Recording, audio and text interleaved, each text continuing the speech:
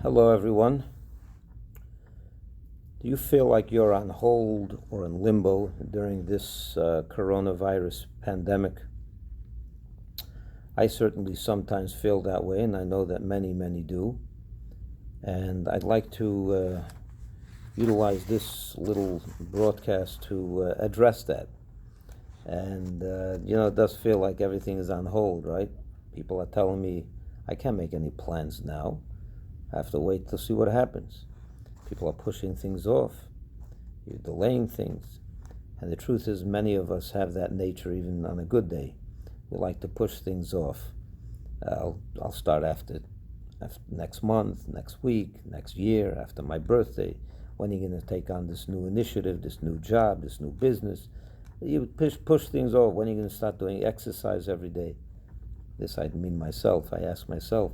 And I too like to say, my next birthday, I'm starting every day a new regiment of exercise. But we keep pushing things off. It's our nature. Some people have that nature. So I want to share with you something that we read in this week's portion in the book of Numbers, which we're beginning today, and it describes the travel and the movement of the Jewish people in the desert. In the 40 years when they traveled in the desert, they were told to move going towards Israel. And then they were told to stop and take a rest and stay in a certain place. And they stopped 42 times. Some places they stopped for a year. Some places they stopped for more than a year. Some places they stopped for a month. And sometimes even for one day. What's interesting is that even when they stopped for one day, God told them to erect the portable temple, the Mishkan, that traveled with them through the desert.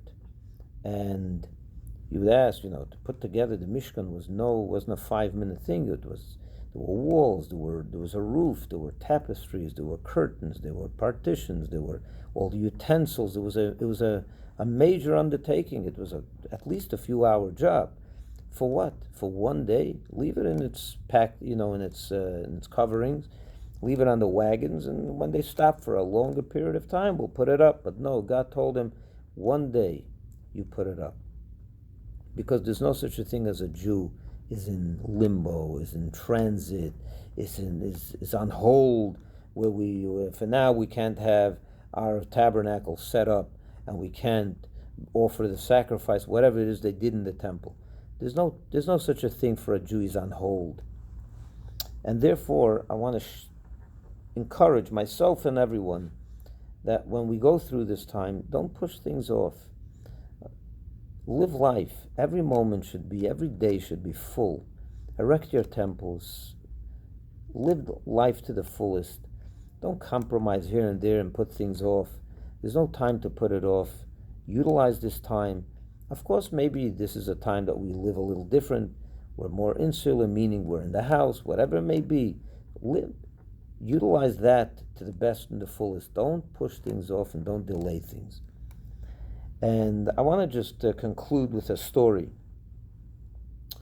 This happened in the 1970s when there's an annual convention that the Chabad women hold in different cities every year somewhere else. And that year, I believe it was 1974, 1975, somewhere in that time, they held the convention in Detroit. And this is a midwinter convention. It's usually held either in January, February. The weather is cold. And many of the women travel from all over the United States, but a large percentage of them come from New York. That year, they spent the weekend. They had a great time. It came time to go back to go back to the airport and board their planes and go back home to New York. A snowstorm hit, and it held up all the flights, and they found themselves in the airport without the ability to fly back home. And they were upset, of course. Naturally, they don't know what to do. This can take some time. So the head of the group called up the office of the Lubavitcher Rebbe and asked for a blessing, and spoke to the secretary to give over to the Rebbe that there are hundreds of women that are stuck in the Detroit airport, and they're asking for a blessing that the Rebbe should, that God should help them, that they should be able to get home safely and very soon.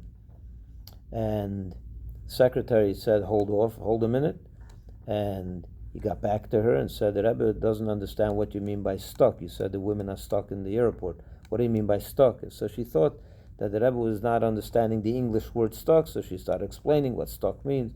So the secretary told her the Rebbe knows English and he doesn't need to have to translate the word. But what he's asking is, what does it mean when a Jew says they're stuck? A Jew is never stuck. If God put you in, created the circumstance for you that you should be in the airport in Detroit for an extra few hours, extra 5 hours, to whatever the time frame was, you're not stuck there. It's for a reason. It's by divine providence. You're there for a reason. Utilize that moment. Do something with that time. You're never stuck. And then the Rebbe, of course, blessed her, and they took a great lesson from that, and they started roaming. These hundreds of women started roaming the different gates of the airport and started talking to people, offering them brochures on lighting Shabbos candles and what have you. And that's the lesson. A Jew is never stuck. The coronavirus doesn't make us stuck. There's no limbo time. There's no in-between time. We are here every moment to live life to the fullest, erect our temple, do the service in the temple, whatever it is today, and however you apply it to today. But we don't push things off, we don't delay things, because we're never in limbo, and we're never stuck, and we're never in in-between time. Whenever we travel, even for one day, it may look like we got stuck, but God put us for a reason in any situation. Utilize it to the fullest. May we all have a wonderful Shabbos, and we will be making an announcement of the upcoming holiday of Shavuos, which falls next Friday and Saturday, and look in your email next week for notices about services that we will have for Shavuos. We're very happy that we opened our shul this week and the weekday mornings, and we're going to have services for Shavuos as well. So look in your email for further notices on that. And until then, Shabbat Shalom, and have a wonderful day.